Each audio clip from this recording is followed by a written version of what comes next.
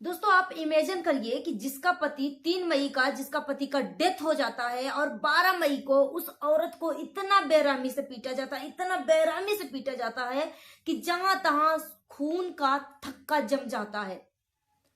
और फिर भी वो औरत जो है अपने ससुराल की हर वो बात को छुपा के रखती है और निडर होकर अपनी बातें सोशल मीडिया पे झूठ पे झूठ, झूठ पे झूठ बोलती है कि मेरे सास ससुर नहीं, मेरे माँ बाप हैं।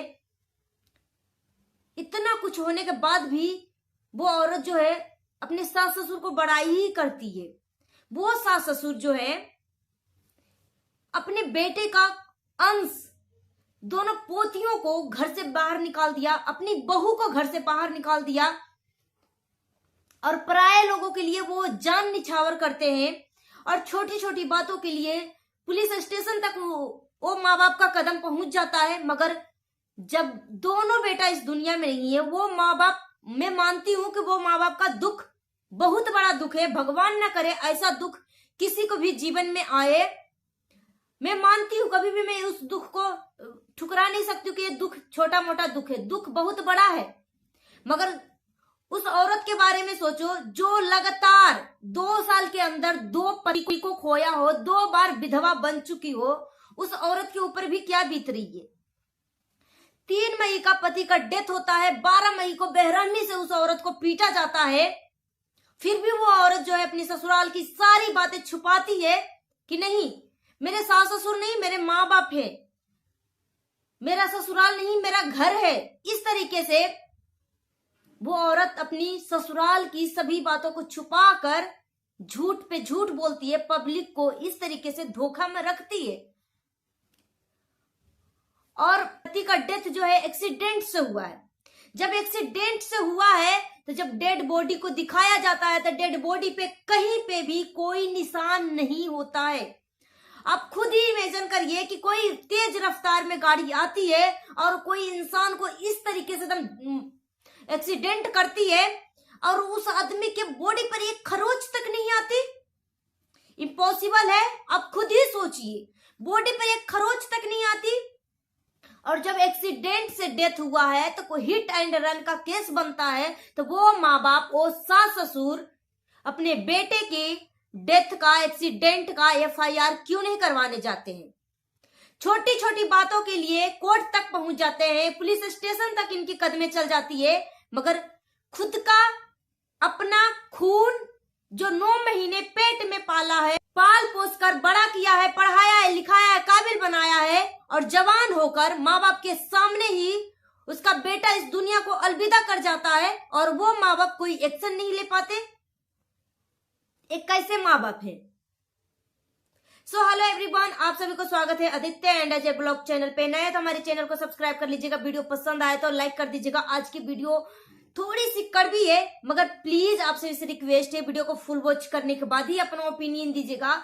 सपना ने कम्युनिटी लगाई है और सपना के पति का 3 मई का डेथ होता है। 3 मई का डेथ होता है, 12 मई को सपना को इतना तेजी से पीटा जाता है, इतना बेरहमी से पीटा जाता है कि सपना कम्युनिटी में दिखाया है कि देखो किस तरीके से हमारी बॉडी पर खून का थक्का जमा हुआ है। अब खुद ही सोचिए, दारू पीकर आना, मार पिटाई करना, अश्लील हरकतें करना बहू के साथ। आज अंशु बोल रही है कि भाभी आप कंप्लेन क्यों नहीं किए थे। जब आपका चैनल कोई हैक कर रहा है या डिलीट कर दिया है तो आप कंप्लेन जाइए करिए। तो उस टाइम अंशु अपने आप को बच्ची बताती है मगर इतना कट्टर जैसी, इतनी मतलब करूड़ बातें बोलती है, इतनी बेरहमी से बोलती है कि सती सावित्री बनकर आज मासूमियत दिखा रही है। सती सावित्री, तो अगर भाभी सती सावित्री नहीं है तो अंशु तुम भी सती सावित्री नहीं हो। अगर भाभी ने कई राज छुपाया है तो तुम्हारा भी कई राज होंगे। जो तुम अभी प्रॉपर्टी के लालच में वो सारे गुनाह को छुपा रही हो, तुम्हें शर्म नहीं आती कि तुम्हारा भाई जिसे तुम राखी बांधती थी वो भाई इस दुनिया में नहीं है और तुम इतनी होशियारी से हर वो पॉइंट को नोट करके बताती हो कि मेरे माँ बाप मेरे बुआ फूफा के साथ ऐसे हो रहे हैं, मेरे बुआ फूफा का मेरा सहारा है, मैं लास्ट तक मैं बुआ फूफा का साथ दूंगा, बाकी दुनिया जो भी कुछ भी बोलना है बोले, मुझे नहीं फर्क पड़ता है। तो जब आपके भाई, आपके बुआ फूफा का बेटा इस दुनिया से चला जाता है और उसी दिन इतना बड़ा हादसा होने के बाद भी अंशु पोस्ट डालती है, अलविदा मेरे दोनों भाइयों को भगवान गॉड आप अपने पास क्यों बुला लिए, क्यों? इतना बड़ा हादसा होने के बाद अंशु मोबाइल हैंडल कर रही है, सोशल मीडिया को हैंडल कर रही है, और एक दिन पहले इस तरीके की कम्युनिटी डालती है कि अलविदा दोस्तों, हम कहाँ जा रहे हैं मुझे खुद ही पता नहीं। और राजवीर जी का एक्सेस अकाउंट, जो भी सोशल मीडिया का जो भी एक्सेस अकाउंट है, सपना या अंशु के पास रहता था। तो अंशु तो ऐसी, सपना तो ऐसी अवस्था में थी नहीं कि वो सोशल मीडिया को हैंडल कर सके। जैसे ही सपना को पता चला था वो बेहोश हो चुकी थी, उसको 12 घंटा तक तो होश ही नहीं आया, और अंशु इस तरीके की बातें कर रही थी, सोशल मीडिया को हैंडल कर रही थी, पोस्ट कर रही थी, फिर 10-15 मिनट के बाद वो डिलीट कर दिया। मगर देखने वाले लोग देख चुके थे। क्यों अंशु बेटा, तुम्हें पता नहीं था कि मम्मी, अगर तुम बुआ फूफा को मम्मी बोलती हो तो तुम अपने बुआ फूफा को ये सारी चीजें क्यों नहीं बताया कि भैया का एक्सीडेंट अगर हुआ है, एक्सीडेंट से डेथ हुआ है, तो आप जाओ केस करो, हिट एंड रन का केस बनता है। सपना का तो छोटी छोटी बात जो है पूरी फैमिली जो है नोट करके रखती है कि सपना का गाड़ी का एक्सीडेंट हुआ, इसका पार्ट मेरे पास है। अंशु का भाई जो है किसी के लाइव में जाकर सपना के बारे में इतना कुछ बोल दिया, और प्लस पड़ोसी जो अपनी पुलिस वाली बीवी का धमकी देता है कि मैं पूरा पुलिस स्टेशन कोर्ट कचहरी ही खरीद लूंगा। तो उस टाइम वो पड़ोसी कहाँ चला गया था? बेहोशी के हालत में था कि लापता हो चुका था, कहाँ चला गया था? जब राजवीर जी का डेथ हुआ, एक्सीडेंट हुआ, तो उस टाइम वो कहाँ चला गया था? अगर बीबी पुलिस में है तो उस टाइम क्यों नहीं केस दर्ज किया, क्यों नहीं इसके ऊपर रिपोर्ट किया? अब होगा सबका काला चेहरा, सबका सामने आएगा। जो घिनौनी हरकतें सपना के ससुराल वाले लोग जो करते हैं ना, ये तो घरेलू हिंसा तो करते ही थे, मगर प्रॉपर्टी के लालच में अंशु का पूरा फैमिली जो है इस कदर, इसका दिमाग प्रॉपर्टी के लालच में घूम फिरा है कि किसका क्या कर रहा है कुछ भी पता नहीं। अब सपना के दोनों बेटियों के ऊपर इन दोनों का नजर है।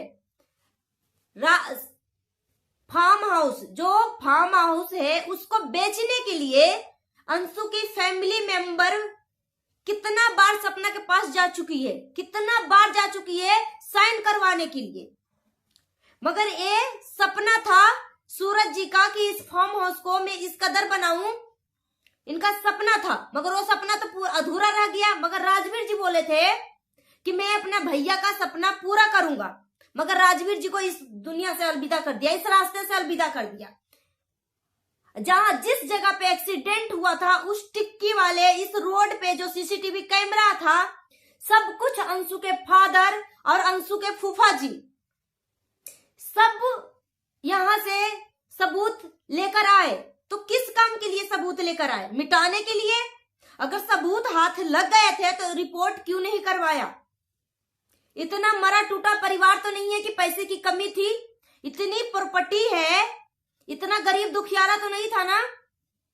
मगर अब सबके चेहरे सामने आएंगे। आप खुद ही सोचो कि जिसका पति 3 मई का डेथ होता है, 12 मई को उस औरत को इतना बेरहमी से पीटा जाता है, उसके बाद उसको इतना घरेलू हिंसा करवाया जाता है। इसके साथ दारू पीकर, शराब पीकर घरेलू हिंसा करते हैं, मारपीट करते हैं, बुरी नजर डालते हैं। इन छोटी छोटी बच्चियों को राक्षस के हवाले कर देते हैं, दरिंदों के हवाले कर देते हैं कि दोनों छोटी बच्चियों के सर पे ना रहने की छत है, कुछ भी टेंशन नहीं। नहीं, कोई टेंशन नहीं कि ये मेरे बेटे का अंश है या क्या है। ये माँ बाप के रूप में एक हैवान है, ये माँ बाप बिल्कुल नहीं है। अगर वो माँ बाप होते ना तो इनके चेहरे पे सिसक दिखती, मगर माँ बाप ये बिल्कुल नहीं है। माँ बाप के रूप में एक हैवान है। और राजवीर जी की माँ को देखकर ऐसे लगता है कि माँ बहुत सीधी है, मगर अपने भाई भाभी को बहुत मानती है। जैसे भाई और भाभी जो है सपना के सास को घुमाती है, सपना के सास जो है वैसे घूमती है, और सपना के ससुर जी उस तरीके से अपनी बीवी को घुमाता है। तो ये माँ बाप नहीं है। अगर माँ बाप होते ना, असली में जो है ना सपना के जो ससुराल की जो फैमिली है, अंशु की फैमिली बोल सकते हैं, अंशु की जो फैमिली है ना, इस कदर मौसा जी, फूफा जी, पापा जी जो भी है, इस कदर प्रॉपर्टी के लालच में हाथ धो के पीछे पड़ा हुआ है कि सपना के सास ससुर का ब्रेन वॉश कर दिया है। सपना के सास ससुर का ब्रेन वॉश कर दिया है, चारों तरफ से इर्द गिर्द इस तरीके से इनके दिमाग घुमा के रख दिया है। अंशु का भाई है, बेशरम चुल्लू भर पानी में डूब के मर जा, इतना भी तुम्हारे अंदर अकल नहीं है, शर्म नहीं है कि अगर तू अपने फुआ और फूफा को मम्मी पापा मानता है या रिश्तेदार मानता है, तो तुम्हारे मम्मी पापा बुआ फूफा को बेटा इस दुनिया से चला गया है, तो तू अपने बुआ फूफा का दिमाग क्यों नहीं दिया कि अगर एक्सीडेंट से डेथ हुआ है तो अब जाओ केस दर्ज करो, हम सब आपके साथ हैं। तो बेशरम तुम सब कहां से केस दर्ज करवाओगे? तुम्हें तो दिमाग में पैसे की कीड़ा घुसा हुआ, प्रॉपर्टी का लालच घुसा हुआ है। सपना का गाड़ी का एक्सीडेंट हुआ, हाल चाल तक नहीं है फैमिली पूछी कि दोनों बच्चे ठीक ठाक तो है ना, मेरी बहू ठीक ठाक तो है ना, बस गाड़ी का टुकड़ा मेरे पास है, गाड़ी का एक्सीडेंट हुआ है उसका टुकड़ा मेरे पास है, और कब से बोल रहा हूं कि जाकर केस कर दो, केस कर दो। तो उसमें कैसे इसका दिमाग चल रहा है कि जाकर केस कर दो, केस कर दो। मगर एक जीता जागता इंसान इस दुनिया से चला गया, उसकी आधी अधूरी ख्वाहिश, अपनी छोटी छोटी नन्ही नन्ही बच्चियों का सर से पिता का साया छूट गया। उस टाइम तेरा दिमाग कहां चला गया था? तो 100 बात की एक बात, अब ये जो फैमिली है ना, अंशु की जो फैमिली है, सपना की जो ससुराल की जो फैमिली है, हम सब सोचते थे कि सपना की गलती है, सपना की गलती है, मगर कल मैंने सपना का जो कम्युनिटी देखा ना, सच में आंखों से आंसू गिरने लगे सिर्फ कम्युनिटी देख के कि जिसका पति का 3 मई का डेथ होता है, 12 मई को बेरहमी से पीटा जाता है, उस औरत जो है कितना अपने ससुराल का राज छुपा के रखा होगा। इतना कुछ होने के बाद भी मुंह नहीं खोल रही है, और एक से बढ़कर एक इल्जाम लगाते जा रहे हैं लोग, एक से बढ़ के एक इल्जाम लगाते जा रहे हैं। जब बेटा जिंदा था तो बहू नहीं मेरी बेटी है, मेरी घर की इज्जत है, बेटा के जाने के बाद बहू नहीं, इसको क्या पता क्या समझ के घर से बेदखल कर दिया, प्लस जो शादी में स्त्री धन चढ़ता उसको भी नहीं दिया, मतलब एक फुटी कौड़ी तक नहीं दिया, अपने बेटे का अंश को भी घर से बाहर निकाल दिया। ये इतना गंदा फैमिली है। सो गाइस अभी के लिए इतना ही, मिलती हूँ नेक्स्ट वीडियो में। Thanks for watching. अब जो है राजवीर जी का केस रीओपन होगी, और जितनी भी इस राजवीर जी का डेथ में जितने भी लोग शामिल है, उस सबका चेहरे से नकाब हटेगा और सबको सजा मिलेगी, इस बात पक्का यकीन है। क्योंकि सपना अब तैयार है कि तैयार रहो अब अपना असली चेहरा दिखाने के लिए, अब किसी को भी सपना नहीं छोड़ने वाली है। क्योंकि पिछली बार जो है सपना को दबा कर बुलवाया जा रहा था कि तुम इस तरीके की सोशल मीडिया पे बोलो, और सपना की आवाज नहीं थी। अब सबका चेहरा सबके सामने आएगा। जितना गुनाह करने वाला दोषी होता है ना, उससे ज्यादा गुनाह सहने वाला दोषी होता है। तो सपना अब तुम्हें गुनाह सहना नहीं है, हम सब तुम्हारे साथ हैं। अब एक एक पॉइंट, एक एक चीज, अपने ससुराल का मुखौटा हटाओ, सभी के चेहरे से नकाब हटाओ कि सब कितने गंदे और कितने क्रूर फैमिली है। मिलती हूँ नेक्स्ट वीडियो में। Thanks for watching. जय हिंद, जय भारत।